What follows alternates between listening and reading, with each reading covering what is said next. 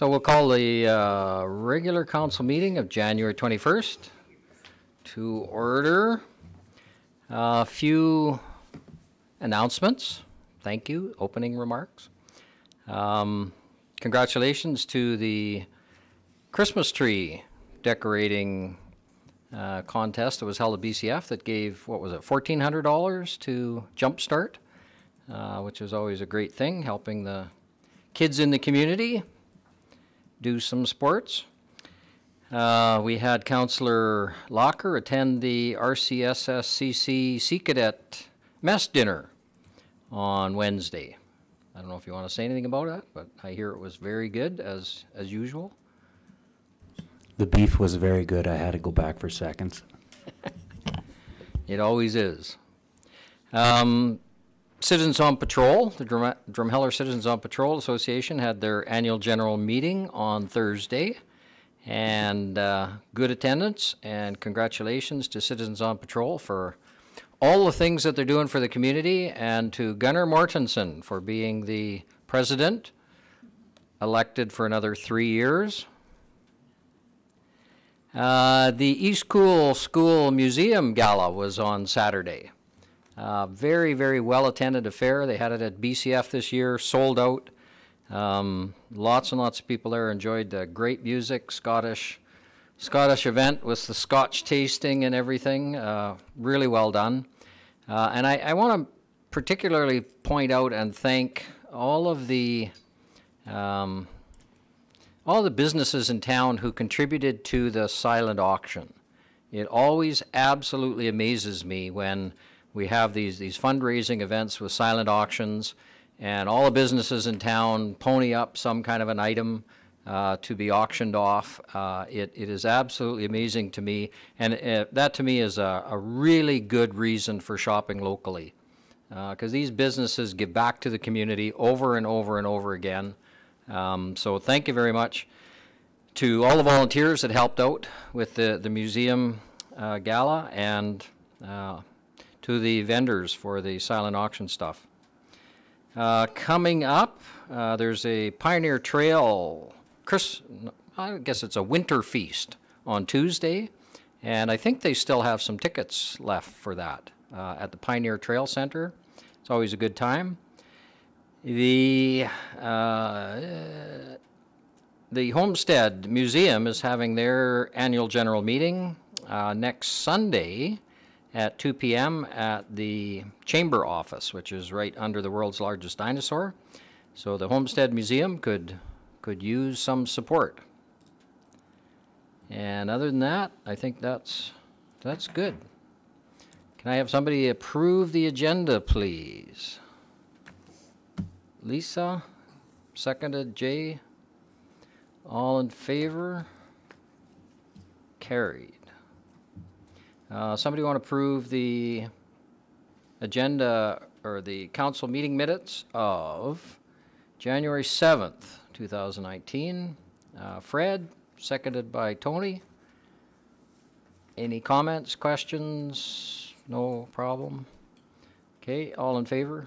The agenda. Thank you very much. Passed. So we'll go down to 6.2. CAO and Deputy CAO, Director of Corporate Services. And we have an item that has been moved from the in-camera to the 6.2. So, yep. Thank you, Your Worship. So, yeah, the staff long-term service awards didn't need to be in the in-camera section, especially because it was published with everything. So, this was a new policy that we had updated at the end of, or in November of last year, and we've modified one clause. We added clause 7.03 just to make sure everyone understood completely that cash and near cash gifts are taxable under Revenue Canada or CRA's rules. So just more pointing out to people that this isn't something that the town of Drumheller has done. This is a federal government requirement, and so just putting in a clause in there and just pointing people, if they have any questions, to go to the Revenue Canada's website. Any comments or questions on that? Anybody? Councillor Garbett. Thank you. Is this just for updates purposes then, Daryl? Yes, it is. Yeah, Okay. this had been approved previously by council, and then we're just so we're looking just for this was a recommendation that came out from after the long service wards were done, that we added this clause in. So we've done that just so it's unless there's a concern about 703, I think it's just a matter of just accepting it and because we've already approved the policy change or the meat of the policy change. So you're not looking for a motion then? sure, yes, I am. I'm looking for a motion to accept it as modified. So I'll with move clause that we accept the changes to, does this policy have, there it is, policy 4.02.10.16 as amended. And seconder? Councillor Zacharek? Hanson Zacharek, sorry. Questions, comments? Councillor Garbett. Just a quick comment that I am very, very satisfied that the organization has re-implemented the long-term service awards. Certainly it was, its sole purpose was to reflect appreciation for the tremendous contribution that the staff make to the organization. And I guess 7.03 will hopefully help people also understand that there's some gifts that cannot be received without tax consequences, and certainly hopefully assuage any future hard feelings about the fact that these things must be taxed. At the same time, though, I also think that the progress made in the program to move towards awards that I think will be considered to be far more meaningful to the vast majority of the staff as they get to make some choices about what they're going to receive is a tremendous improvement on what it was in the past. So all the way around, I think it was a vast improvement. Any other comments? All in favor of the motion? Carried. And we'll move down to 6.2.1, utility budget discussion. Thank you, Your Worship. Wow, it's that time. I first have to say sorry about the really late email where you guys didn't get hardly a chance to review it. So I'm going to try to walk through it, giving that consideration. So we do have the utility budget before us. The budget for 2019-2021. The 2019 budget reflects the 5% rate increase that was adopted for water, and the 2% rate increase to wastewater that was adopted for 2019. The 2019 budget for water shows a deficit of $900. So we're getting there. I do want to just keep in mind, though, that when we talk about the utility rate model, the utility budget is within $900, and it's covering the operating costs plus the amortization, but it does not yet cover the principal payments for the debenture. So hopefully next year, one more year, I think the utility rate model showed we could start backing off the 5% increase in 2021, I believe. So I suspect by next year then, that increase should then cover that debenture payment, and then that would be pretty much all the cash outlays and the amortization. Okay? So the sewer, we know the wastewater, so Barbara, I if I should change could, my, oh, sorry. Just real brief, just so on that point, moving towards that total cost recovery model, of course, it has been this long journey together, and as far as the debenture payment goes, I'm glad to hear that. But as far as the utility goes, in terms of the fact that it should be profitable, Oh, yes. When do we anticipate that? I can't answer that at this particular moment. Sorry, I'd have to Okay. go back to. Fair enough. Okay. And I do have to correct my terminology and change it to wastewater. So the wastewater utility budget is showing a deficit of $262,600. And again, this deficit recorded or anticipated does not cover the principal payments of any debenture. I'm sorry, just on the very front summary. So last conversation, we had a bit of a conversation and council felt that it could just give you a little bit less paperwork.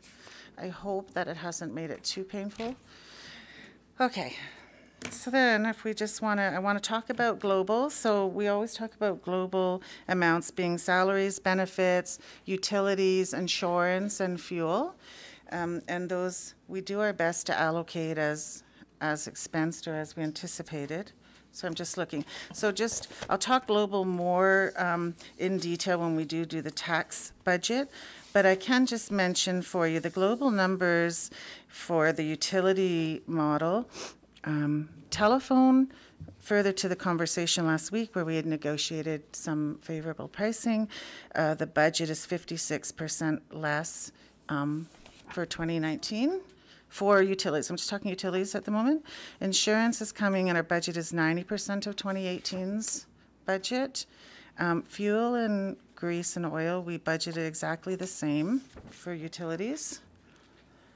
Utilities for electrical is going up. The budget is an increase of 2.3%. Utilities for gas for 2019 is 92% of the 2018 budget. And I didn't do the water one, sorry. So again, some of those utility ones, we're given a budget by our service provider. We allocate that, and then just how it plays out. So again, I'll repeat the global numbers when we talk tax. So we'll just talk all corporate-wide, but I just wanted to kind of give you a little bit of insight. Do we have an estimate, round number, approximate number of how much the carbon tax would affect us? Like, can we in any way estimate that? Yes, I have been getting some numbers on that. So if you can just give me a minute. Well, I'll talk through before we get back to the end of the night, okay? Because I have gotten some numbers for last year. I just got to put the emails together. Okay. So moving on to the next page of the summary, just speaks to amortization. We do fully budget 100% of the amortization for utilities, and this year's budget number went up $1,500 on amortization expense anticipated. And then I'm just showing the actuals for several years.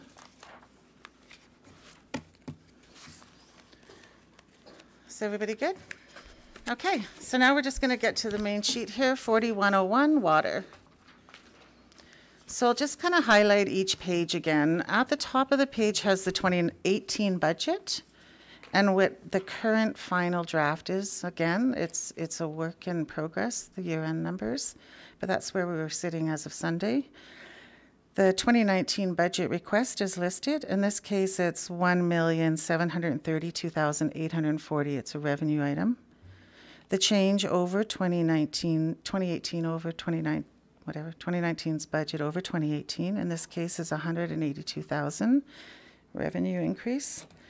And then I tried to separate, and you'll see this continuous pattern. I always take out the global numbers to actually then talk about specific items in that budget. So in this case, I was trying to reconcile a change of $173,770 over last year. And then you'll notice this year new, I did put more historical data, so 2017, 16, and 15 actuals are there, and then a 4-year average, just sort of see where we're trending. So in particular, in 4101, the primary mentionable variances are increase of $118,500 to the sale of utilities. That is the 5% rate increase based on 2018 actual. An increase of $49,000 for the 5% rate increase to the regional partners. We increased travel and subsistence $4,000. Sorry, that's to give us a provision for 2 potential relocation assistance for some recruitment we have down the road. We reduced advertising and promotion $1,500 because those recruitment ads were paid for in December. We increased, and it's actually a new line item, printing and binding, $1,400.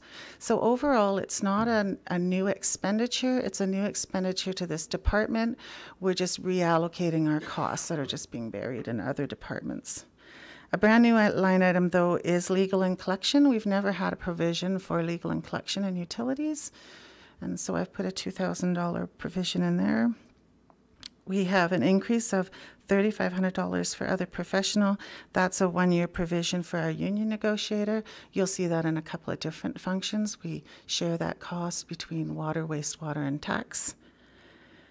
I have a $10,000 elimination for provision of carbon tax. We put that provision in our budget when carbon tax was first introduced because we had no idea what the impact was.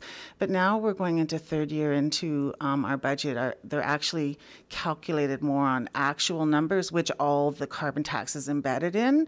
So I don't need to have that little cushion of unknown $10,000 provision anymore. Okay. And then a decrease of $2,000 to the uncollectible provision for bad debt because the risk is reducing as the number of tenant accounts decline. And so that is the significant or mentionable variances of change in budget over 2018 for water, 4101 administration. Anybody have any questions? Okay. Moving on to 4102. So again, 2018 budget was $74,795. 2019 budget request is $71,035. It represents a decrease of $3,760. And once we factor in the little changes to salary, wages, and insurance utilities, there's really no other changes to any other budget line items in that department.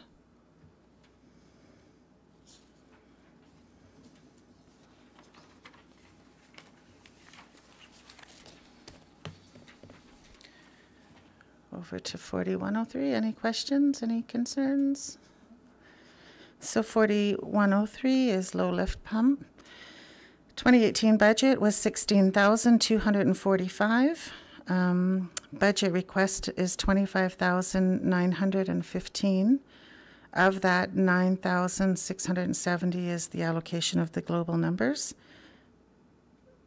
Oh, something's not. Oh, sorry, that was the change. An increase of 9,670. Of that, 520 is the globals. So we increased repairs to buildings 4,350, an increase to other general services 5,000 because budget values have been historically low in those two line items. And if Barb, you sort of, yes. Sorry, can we go back just to the intake pump station? So notice that 18's draft finals up about 10,000 more than the budget. And then looking at the detail sheets, which are these right here, I noticed that power is almost double from what was budgeted, but we aren't changing it for the next 3 years. So No, sorry, because there is a journal entry that gets done at year end where they allocate some of that power to another function, lift station or something. I'm not sure exactly, but Alin has not done that. So it'll change at some point. Okay, yeah. gotcha. So again, just a reminder, 2018 actuals are a work in progress at the moment. Because I was going to have a similar question about the draft finals for the low lift pump is dramatically higher than the budget amount. Low lift, and let me see if I can find something in here. Thought I'd have all these answers here, but I can't get onto my computer in there. Yeah. So if I recall, Jay, the low lift pump, we ended up redoing one of the pumps this year. So we ended up rebuilding it. And so that was a cost that we hadn't anticipated. The volute, which is basically what spins around, pushes water through, started getting pinholes in it. And so it was either one of those things where you delay it with potential to cause much more of an issue longer term, or you fix it now. And so we chose to fix it. So it was an unplanned operating expense. Thank you. Sorry, I just got Reality Bites to log into my computer so I could look stuff up. Okay, So, where am I? 4103? Did we finish 4103? Yes. So that was the other general building and other general services. And you can kind of see by the average, we've sort of been low. 4104, raw water reservoir. So 2018 budget was $29,025. 2019 budget request is $18,870, representing a decrease of $10,155. Of that, $9,080 is the global reallocation of salary and benefits. So then we decreased repairs and structures by $2,975 to better align with historical averages. We've increased other general services, $3,500. The line item states increased provision for taste and odor control and ongoing maintenance program. And then we decreased other general supplies, $1,600, to better align with historical averages. So it is really just a bit of a reallocation.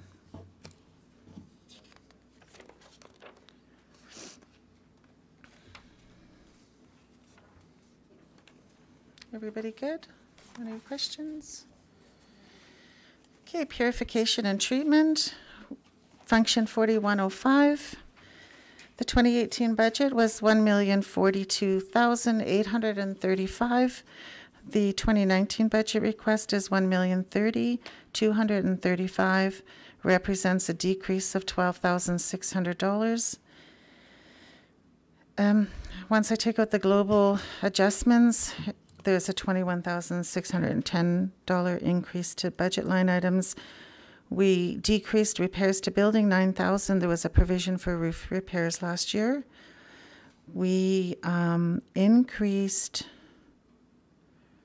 repairs and structures by $35,000, but it's actually a $65,000 budget line item because in 2018 it was a one-year provision of $30,000.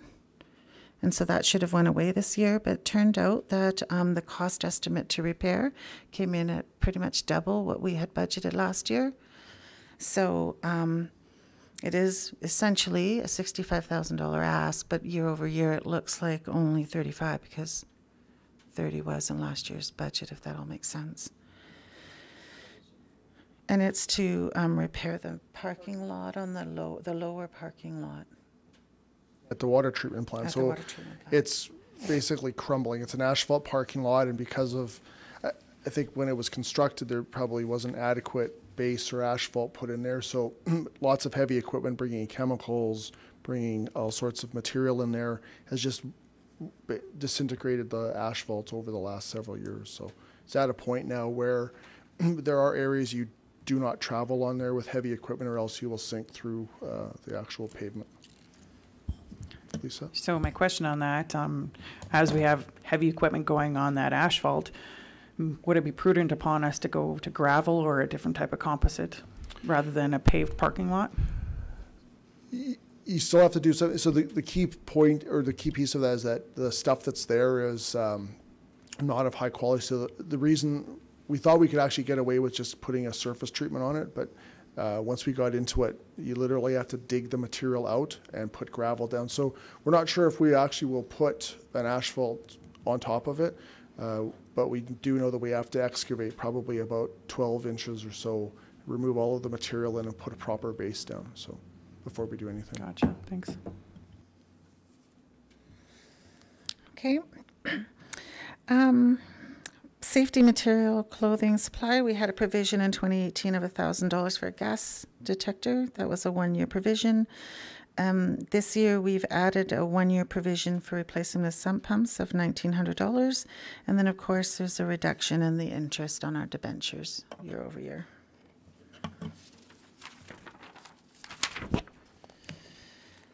$4106, transmission and distribution. 2018 budget was $547,045. Budget request for 2019 is $587,685, which is an increase in $40,640. Of that, $31,280 is the global allocation distribution change. So we have an increase of repairs and equipment by $1,650. And then we have actually an increase to the interest charges. It was previously allocated to the wrong function, budgeted. It was budgeted in the wrong function last year. So again, very little change. 4201. So that was water, sorry.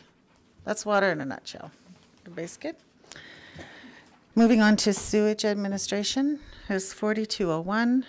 So again, it's a revenue primarily account. 2018, the budget was $803,440. This year's budget request is $827,900. We have an increase overall of $24,460. There was a change in amortization in this function of $1,500.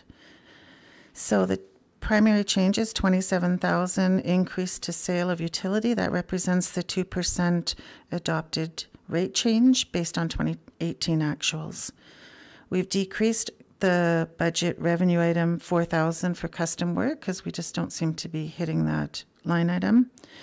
We decreased penalties revenue $1,500 to better align with historical results. I'm happy to see that people are paying less penalty. I believe it's partly to do with our new bylaw. It's just one more thing that's helped. Travel and subsistence, again, here's the other partial portion. So overall, we have an $8,000 provision for relocation expense provisions. Should they be required? This same thing, brand new line item of $1,400 for photocopier. Allocation here, we've decreased education budget $1,000 to align with historical results. Here we have a union provision. Actually, I think I just changed this to $3,500. Currently says $3,250 for the union negotiator. Should be $3,500. We've also eliminated the $10,000 carbon tax impact provision we had for 2 years, and again reduced the uncollectible bad debt allowance by $2,000 due to the reduction in risk.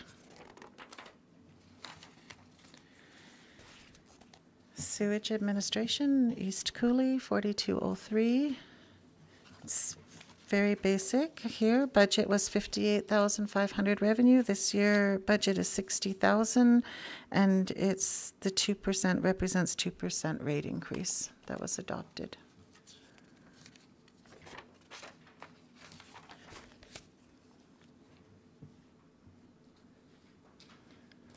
$4211, sewage collection. 2018 budget was $537,160. 2019 budget $446,510, representing a decrease of $90,650. Once you take the changes out to the global, I'm trying to reconcile to $86,000 decrease. We had overall impact of reallocation and change to the repairs budget of $1,200 actually resulted in an increase of $1,200. We reduced other general services $85,000. There was a $50,000 provision for manhole rehab. It was reduced by $50,000. And last year we had a 1-year provision of $35,000 for the lagoon cleaning. Oh, you could tell I was doing this like long hours, lots of spelling. Sorry. It's tired. And then we had a decrease of sand and gravel by $1,000 just for historical cost, and decrease in interest of $11.55 in this function.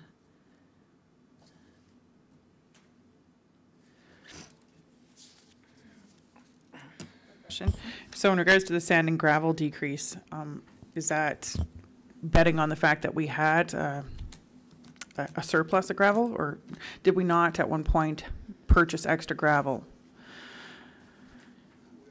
We always purchase gravel.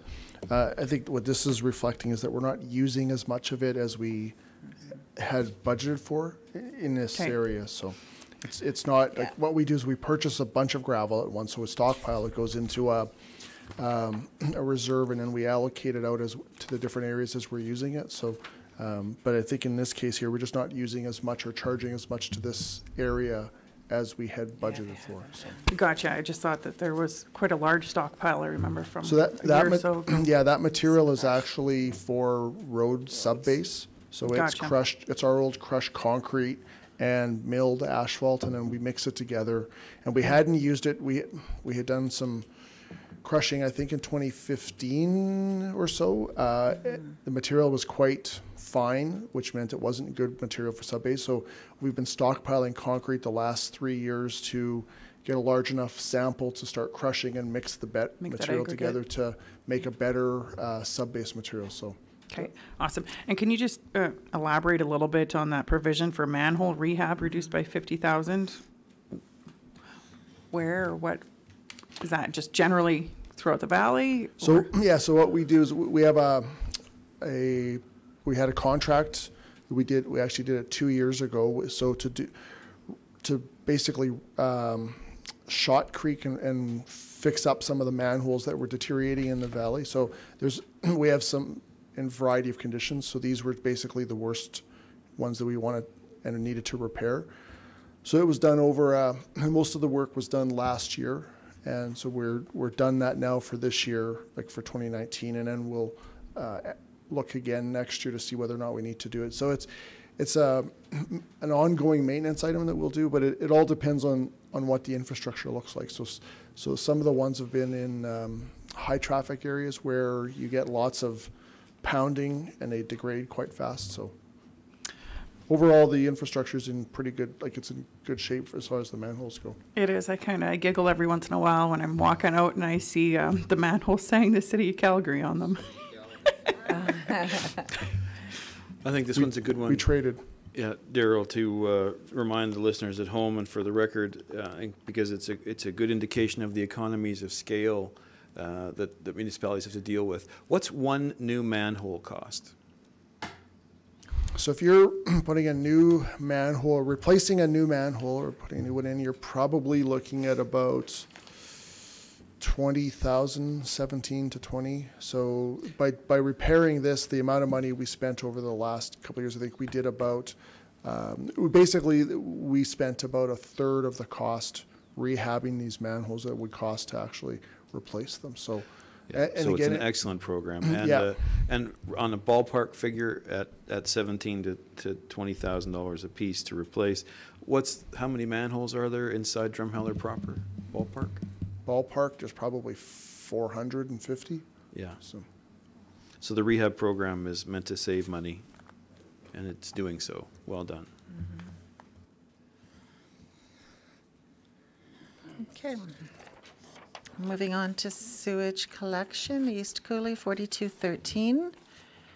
The 2018 budget was $15,390. The 2019 budget is $31,520, represents an increase of $16,130, and $14,660 of that is the new debenture for the East Cooley lift station. No. No, the East Cooley lift station is going out to tender, sometime in February, with the idea that we're trying to time it for construction in the summer with low water levels. We don't want to be in there in the springtime. So there was some modifications required as far as design goes that took a lot longer than we expected, but the expectation is that we'll have summer construction with September kind of being substantially complete and everything operational. So, Question on that. I noticed that the repairs to structures and whatnot was a bit higher than initially budgeted in 2018. Did some of that have to do with perhaps some of the materials that are going down the sewage in East Cooley?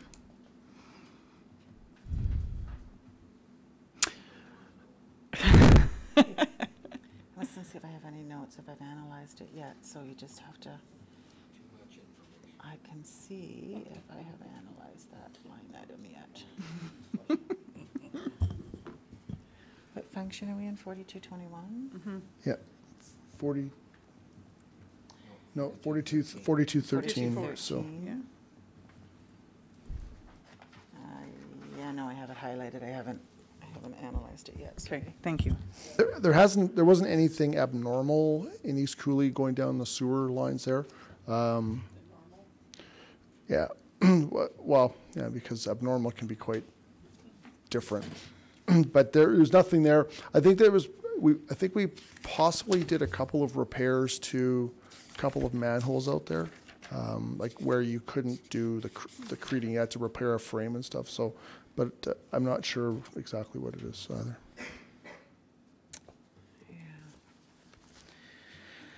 Okay. Sewage treatment for Drumheller, function 4221, 4221. Budget for 2018 was $556,415. Budget for 2019 is $591,645, which is an increase of $35,230. In this function, $28,920 of that is the global allocations, primarily salaries. So other changes, there was a decrease of repairs building, $2,500. Probably, I didn't make note, but it's most likely historical trend. Repairs to structures, there was a $15,500 increase provision for centrifuge repairs. That's a tough word. A decrease of $1,000, that was the 1 year provision for gas detector and safety materials, and a decrease of $57.65 in the interest on debentures in this function. And I Barb, don't is the know what else. reallocation in global of the 25,380 for wages and benefits, is that different staff, same staff reallocated? It's a big increase. It's the same staff. It's just Lynn tends to allocate them based on current year. So if they spent a lot of time in this function this year, we kind of allocate that way. But next year it could be way down. It could be all in raw water. So it's not a reflection. No. Anytime there's that's not a reflection of more staff. No, and when we do the total globals, like when we talk tax, you'll see that it's, yeah. Gotcha. Thank you. A good, Jay, a good flip side is that if you go back to the water side and look at the raw water reservoir, we went down substantially. I think it went, we're roughly at 33% of what we were, about 30% of what we were last year. Again, it's just simply of where the staff are being allocated Spending and their being time. charged to. Yep. Yeah. Gotcha. Thank you. Okay, and then finally is sewage treatment East Cooley, function 4223. 2018 budget was $96,760. 2019 budget $80,825. A reduction overall of $15,935. Of that, $11,675 was the debenture interest, but it was allocated in the wrong function. And so this year there is no interest in this function. And that is the utility budget in a nutshell. I'd be happy to spend time if anybody needs some additional. So the question I have around this budget discussion, since we've already passed the utility model, is there any requirement to accept the budget as presented then through motion? Yeah. Because there's no RFDs beside any of the stuff, so I'm just curious if we're looking for a motion. I think just for consistency's sake, yeah, a motion to say that the budget has been accepted, or Yeah, well then A I motion to will accept it. gladly move that we accept the budget as presented. And seconded by Councillor Hanson-Zacharek. Discussion. Are we discussed out?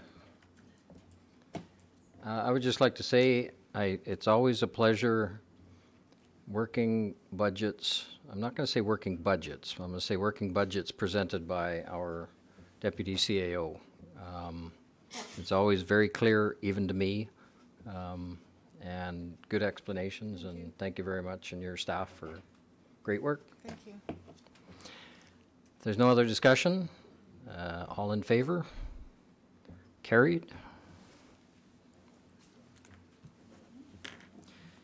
And I believe, going down the agenda to 7.1, this is just for information. It was presented last time, and Right. We're deferring the capital budget discussion. Yeah, capital We budget's thought not we would on. actually, we could present some of the stuff that hasn't changed as opposed to, but we just thought it's easier just to do everything all at once. That way we're not confusing it. Next time when we go through the ones that are changed, just do it all at once. So that capital budget will be coming to council 2 weeks from tonight, so. and also 10.1 and 10.2, I believe those are just for information. They were presented last week. And just a little comment on that. So last week, in spite of our scintillating commentary on a variety of topics, unfortunately the audio wasn't recorded in our in our meetings. So what we've done is put on the discussions that we had around the BCF, Aquaplex, and Spray Park in here just for everyone's information, because what they could see last week was everyone's mouths moving, but there was no audio at all. So. And moving down to 12.1. Actually, if I could, Your Worship, then perhaps just again for the record, it should be noted that those reports were entered and there was discussion and questions asked of those reports, but at the same time, nothing has been decided about any of those service changes that were suggested, and we anticipate seeing all of those suggestions when we wind up doing the tax-supported budget. And how the impact they may have. I'm hopeful that we'll have the same sort of budget process, even though we're already into 2019, of having an open house again for public consultation. Even though it was poorly attended last time, you know, if we were to tweak the format slightly to include the potential for some service changes to make the public aware of what we're contemplating and the impacts they might have on the finances, as well as the volume of new asks that we've been presented with for funding and for programming in 2019, so that they, the public can see in advance what those things would be. I'm curious if we've set a date, if there's already been someone taking care of that particular element. We have not set a date, but because what we were trying to do is get to a point where we were comfortable with our budget to go out to the public. Right? So we're looking at the latter part of February, but we have not set a date yet. Okay. So I think we'll probably have more information on that date, maybe at the next meeting next Monday, or for sure in 2 weeks' time. So try to give everyone, I want to make sure that when we're going out there that we're prepared for Absolutely, out, so. but at the same time, I'm reluctant to provide what looks like a fait accompli Yeah. prior to public consultation. Yes, no, so, no, So the absolutely. date's going to happen. I mean, our major budget meeting isn't scheduled till March. Right. So when are we you're anticipating the public consultation to occur, before or after? Before. Okay. Yeah, before, in somewhere around the, I'm just trying to figure the date in my head, but around the 20th of February. Thank you. Around that week, the third week of February, so. Yeah, just for information at this time. Thanks. Down to 12.1. Councillor Garbett, presentation of Sandstone Manor 2019 budget. Thank you. As everyone knows, it's an annual occurrence that the Board of DHA presents its draft budget to council for its approval. Sandstone Manor was completely occupied for 2018, with a few exceptions of just the different months it might take for us to repair a unit for one person to move in after someone has moved out. And all the way through this, you'll see that the administrative budget has not really changed by very much, mostly just inflationary. The building will be 10 years old in 2019. 2009 was its construction, so we are seeing some of the things begin to wear out. It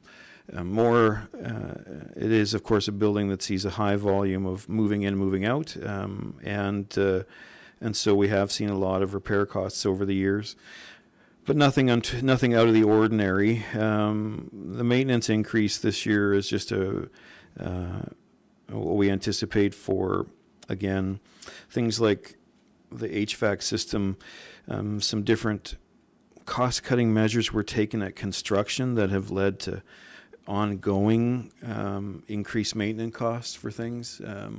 Every time we get someone in to look at the heating system, their comments are always the same of why was this built backwards, and our answer is we didn't build it. So it comes with its own series of challenges. But all in all, the most important part to keep in mind is that since the building was built, the agreement between DHA and the town of Drumheller has been that while the town has the annual authority to decide whether or not it will waive the property taxes assigned to Sandstone Manor, since Sandstone Manor is owned 100% by the town of Drumheller, much like this building and the arena and the swimming pool, for which of course we collect no property taxes, that in lieu of those taxes, DHA is happy to provide a reserve payment towards a dedicated reserve for additional affordable housing in the future. And over those years, that reserve fund is now, I believe, in excess of 160,000 or somewhere in that area, Barb, somewhere close, 120, 160. And we will be making a reserve payment in 2019 from 2018 surplus. We were required to hang on to some cash for cash flow purposes, but you can see that the actual surplus this year, we expect to be around the $40,000 mark. We expect to make a reserve payment somewhere in the $25,000 mark that will be passed to tomorrow's board meeting. And then you'll notice that we always include the municipal portion of our property taxes in the annual budget. But if it were waived, then the savings to the operating of DHA would be around another $8,000. So we would anticipate again a surplus in excess of $20,000 for 2019 if those property taxes were waived. That's a separate motion that comes a couple of months from now. But as it stands right now, the budget is before you, and I'm eager for your questions if you have any.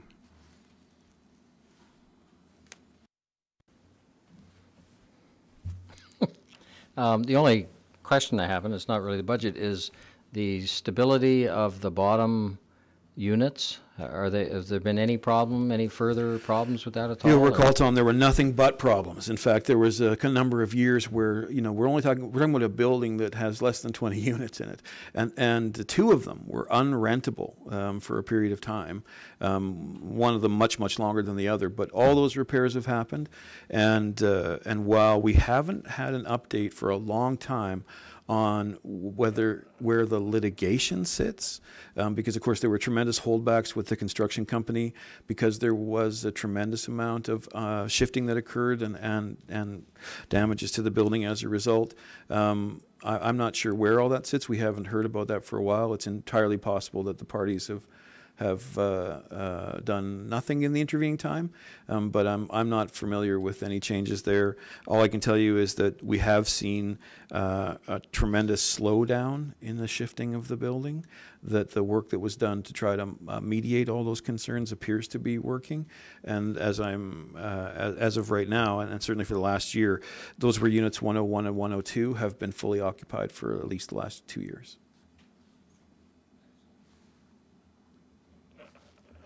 Just as a reminder to everyone, this is the affordable housing building, and the DHA has looked at it, and we are currently running at 15% below market rent, and perhaps a little higher than that, about 17% below market rent for a 2-bedroom unit. And that's the point of affordable housing, is to be below market rent. Our mandate by the province allows us to go anywhere up to just 10% below market, but it is the feelings of the board very strongly that we would try to be considerably below that mandate. We don't want to make this just barely affordable housing. The whole point was to try to provide housing to people who would be considered, well, in fact, in order to be in this building, you typically need to be employed full-time. Or at least a number of part-time jobs if you're going to make your life work. Compared with the social housing or subsidized housing, the remainder of DHA's portfolio, where rents are just determined on income, the rents in this building are actually the same for everyone, regardless of income. Does anyone else have any other questions? Barb? Sorry, I just thought I'd confirm the reserve balance is 126. 126, right now. thanks. So it will be closer to my figure once we make the payment. Thanks. So you will make a motion? if I could make a motion, please, that council accept the 2019 budget for Sandstone Manor as presented. Seconded by Councillor Locker. Discussion.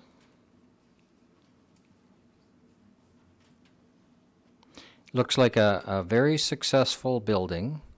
Be nice if we had 3 more. Agreed. Our data, however, points out that the overwhelming need in Drumheller continues to be for social housing amount and or kind of housing, and the board of DHA is really kind of caught between a rock and a hard place because, of course, the DHA holds no cash assets. We don't. It's a not-for-profit management body, and so it doesn't have the ability to borrow, and it doesn't have reserves. Anything money that we've collected over and above that's required for operating on the social housing side is returned to the province, and any money that's in surplus for Sandstone is returned to the town of Drumheller in that dedicated reserve. So we know that the province has been embarking on pouring some money into affordable housing, and that the federal government has now completely moved out of the social housing business and is only interested in affordable housing projects from a capital standpoint. And so, while we would like to see and have made a proposal to the province for the purchase of an existing apartment building that's for sale in the town of Drumheller, we have seen absolutely no movement whatsoever for months and months and months. The building owner's gone about his due diligence of providing and acting fairly and providing us with an up-to-date appraisal of the building. We've looked at what it would cost to renovate further to our needs, but it's going to have to be the province of Alberta that comes to the table with what will be millions of dollars to provide that, because it's not something, again, that the town of Drumheller is in a position to do either.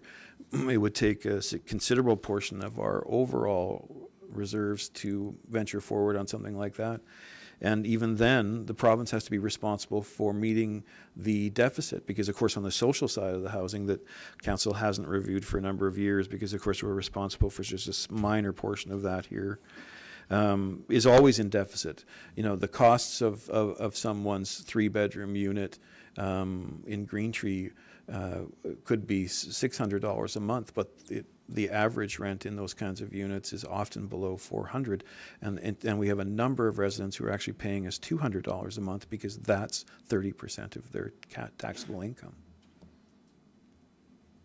So I don't disagree, but it's it's an incredibly frustrating situation where other orders of government will absolutely have to come to the table with the real money. Town of Drumheller's gifts are always in kind in these areas, at least it has been in the past. And until council is willing to say, well, in this regard, we're going to decide that it's worth borrowing millions of our own to do this, we're stuck.